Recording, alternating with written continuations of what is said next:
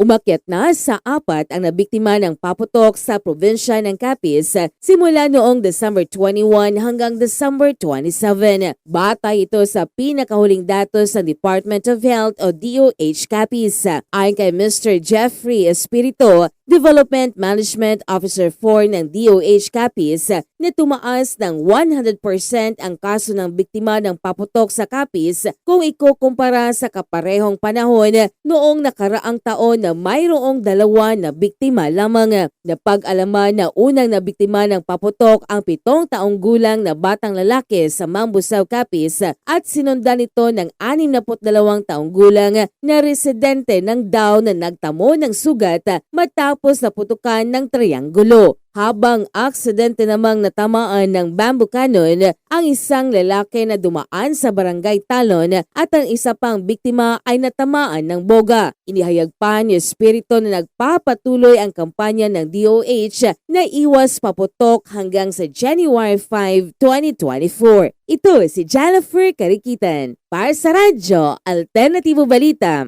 Nationwide.